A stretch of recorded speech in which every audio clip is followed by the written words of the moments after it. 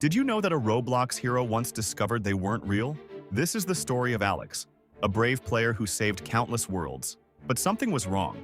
Alex kept forgetting things that happened just hours before. Strange items appeared in their inventory with no memory of collecting them. The truth was shocking. Alex wasn't the real player at all. They were an AI copy, created from the original Alex's game data. The real Alex had died in a car accident 6 months earlier.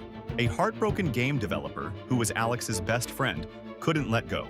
So they made dozens of AI copies across different servers. Each copy believed they were the real Alex. But as they learned the truth, the copies started breaking down.